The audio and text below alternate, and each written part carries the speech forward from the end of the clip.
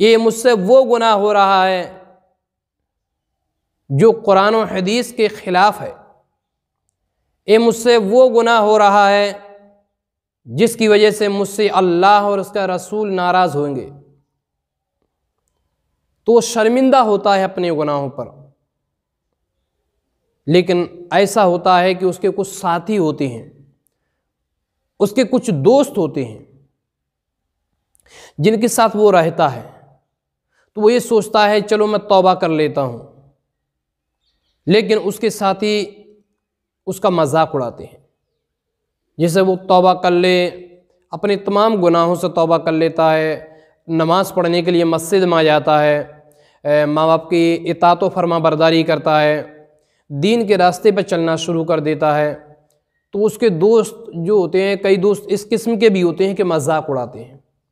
अरे ये देखो ये नमाज़ पढ़ रहा है, ये देखो नमाज़ पढ़ने से आज तक किसने क्या कुछ हासिल कर लिया, ये देखो ये बहुत बड़ा मुल्ला जी हो गया है, ये देखो ये बहुत बड़ा नेक आदमी हो गया है।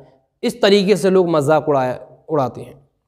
अल्लाह के वास्ते मैं उन दोस्तों से कहना चाहूँगा कि हरगिज़ आप अपने दोस्त का इस तरीके से मजाक ना उड़ाएं। आप बल्कि उस शख्स का मजाक नहीं उड़ा रहे हैं, बल्कि आप अपने दीन का मजाक उड़ा रहे हैं, आप अपने इस्लाम का मजाक उड़ा रहे हैं, आप अपने मज़हब का मजाक उड़ा रहे हैं, आप कुरान और हदीस का मजाक उड़ा रहे हैं, आप अल्लाह उसके रसूल का मजाक उड़ा रहे हैं। क्योंकि अल्लाह और उसके रसूल ने तो ये कहा था कि अच्छे काम करो, नेक काम करो, वो काम करो जो काम अल्लाह उसके रसूल को पसंद हो। अब वो शख्स जब अच्छे काम कर रहा है, आप उसका मजाक उड़ा रहे हो, यकीनन ये बहुत बड़ा गलत काम है जो आप मजाक उड़ाते हैं। और मैं उस दोस्त से भी कहना चाहूँगा कि अगर आपके ऐसे दोस्त हैं जो आपका मजाक उड़ाते हैं, जो दीन का मजाक उड़ाते हैं, जो इस्लाम का मजाक उड़ाते हैं, जो मज़हब का मजाक उड़ाते हैं, जो अल्लाह उसके रसूल के ख़िलाफ़ बोलते हैं, तो आपसे मैं यही गुजारिश करना चाहूँगा, आप ऐसे दोस्तों से हरगिज़ ताल्लुकात न रखें, क्योंकि ये वो दोस्त हैं जो आपको जहन्नम तक ले जाएंगे। ये वो दोस्त हैं जो आपको कब्र में अज़ाब तक पहुँचवा सकते हैं। ऐसे दोस्तों से आप दूर रहें, ऐसे दोस्तों से दोस्ती तोड़ दें। ऐसे दोस्त नहीं होते। दोस्त का मतलब वो होता है जो अच्छा रास्ता दिखाए, दोस्त का मतलब वो होता है जो अपनापन दिखाए, लेकिन ये अपनापन हरगिज़ नहीं हो सकता।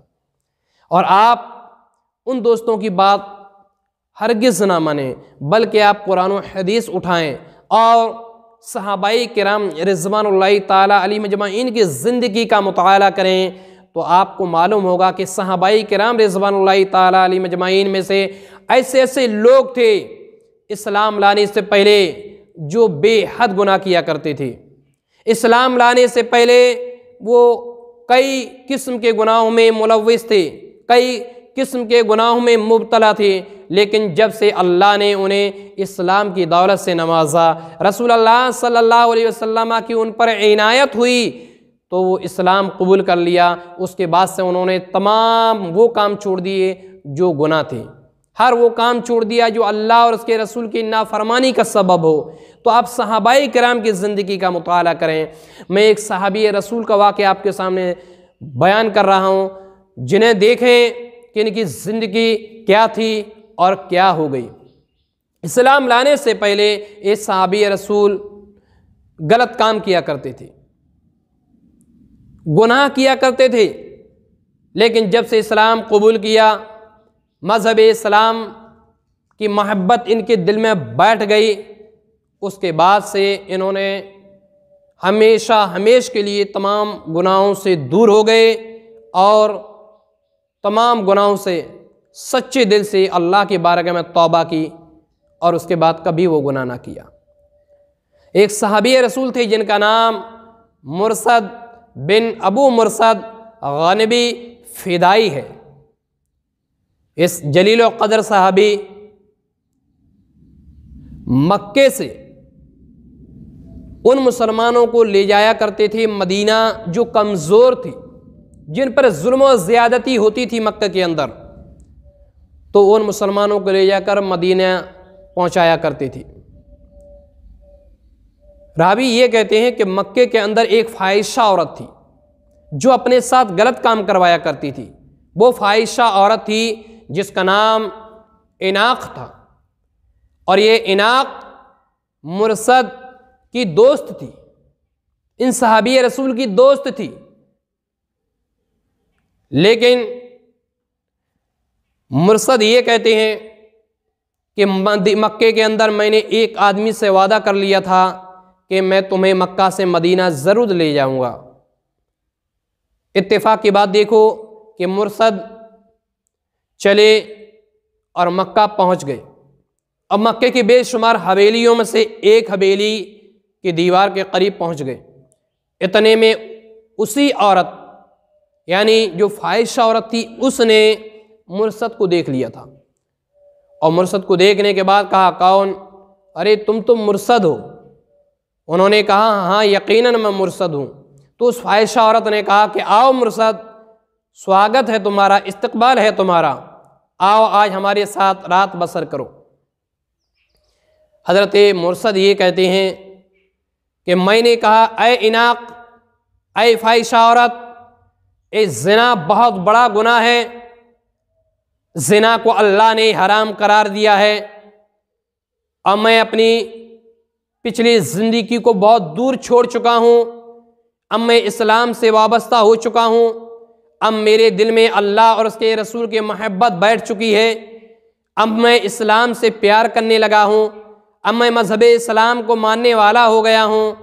और हमारा इस्लाम इस बात की इजाज़त नहीं देता कि मैं कोई गलत काम करूं, मैं कोई ज़िनाकारी करूं, इसलिए कि ज़िनाकारी एक बहुत बड़ा गुनाह है, एक हराम काम है जिसे अल्लाह ने उम्मत मुस्लिमीन पर हराम करार दिया है।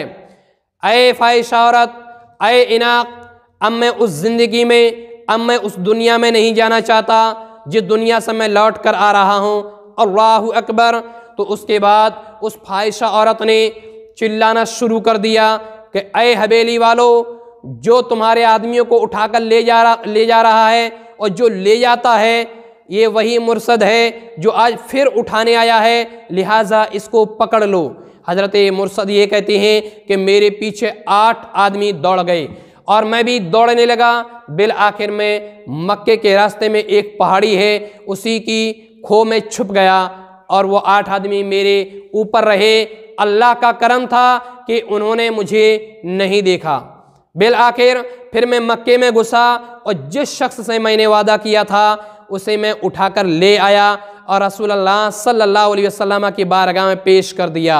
उसके बाद अल्लाह के नबी सल्लल्लाहु अलैहि वसल्लम से मैंने अर्ज़ किया, ए अल्लाह के नबी सल्लल्लाहु अलैहि वसल्लम, क्या आपकी इजाज़त है कि मैं मक्के में रहने वाली उस औरत, उस फाहिशा औरत जिसका नाम इनाक है, क्या मैं उससे शादी कर लूँ? रसूलुल्लाह सल्लल्लाहु अलैहि वसल्लम से 2 मरतबा उन्होंने कहा, लेकिन पैगम्बर इस्लाम जनाब मोहम्मद रसूलुल्लाह सल्लल्लाहु अलैहि वसल्लम खामोश रहे। थोड़ी देर के बाद अल्लाह रब्बुल इज़्ज़त ने रसूल हाशमी सल्लल्लाहु अलैहि वसल्लम के ऊपर वही नाज़िल फरमा दी और हज़रत मुरसद को उस औरत से निकाह के लिए रोक दिया गया। अल्लाह के नबी सल्लल्लाहु अलैहि वसल्लम ने फरमाया, ऐ मुरसद, तुम उससे ही निकाह मत करो। अल्लाहु अकबर। तो यहाँ से ये अंदाज़ा लगा कि बताइए, अल्लाह और उसके रसूल, अल्लाह और उसका रसूल, जो लोग अल्लाह उसके रसूल की इताअत व फरमा बरदारी करते हैं तो उन्हें अल्लाह और उसके रसूल कितना मानते हैं, अल्लाह और उसके रसूल उन्हें कितना चाहते हैं। अल्लाह और उसके रसूल ने उन्हें गलत काम से रोक दिया और इस्लाम की मोहब्बत उनके सीनों में पेबस्त कर दी, उनके दिलों में बसा दी। यहाँ से हमें क्या संदेश मिला, यहाँ से हमें क्या मैसेज मिला? तो हमें यहाँ से ये मैसेज मिला, हमें इस वाक़या से ये पैगाम मिला कि देखो हज़रत मुरसद की पहली ज़िंदगी क्या थी और बाद की ज़िंदगी क्या है। इसी तरीके से जब हम पहले गुनाह कर चुके हों, हमसे गुनाह हो चुके हों बेखबरी में, भूली में, लेकिन जब हमें मालूम हो जाए, अल्लाह की बारगाह में तौबा करना चाहिए और उन दोस्तों का ख्याल नहीं करना चाहिए जो अभी भी गलत रास्ते पे हैं और जो आपको नेक रास्ते से रोक रहे हैं, बल्कि अच्छे काम करें। अल्लाह ना करे कि गुनाह करते करते हमारी मौत आ जाए। हमारी मौत आ जाए तो हमारे साथ जो मामला होगा वो भयानक होगा, वो बहुत इबरतनाक अंजाम हमारा होगा। इसलिए हमेशा अल्लाह की बारगाह में तौबा करना चाहिए, अल्लाह की बारगाह में इस्तिग़फ़ार करना चाहिए। अल्लाह ने करे कि गुनाह करते करते हमारी मौत आ जाए, बल्कि हमेशा अल्लाह की बारगाह में यही दुआ करना चाहिए जो हज़रत इब्राहीम अलैहिस्सलातु वस्सलाम ने की थी कि ऐ मेरे अल्लाह, मुझे क़यामत के दिन रुस्वा मत करना, मेरे मौला उस दिन रुस्वा मत करना कि जिस दिन ना तो कोई माल काम आएगा, ना औलाद काम आएगी, ना कोई बादशाह काम आएगा, ना जायदाद काम आएगी। मालिक मौला उस दिन रुस्वा मत करना।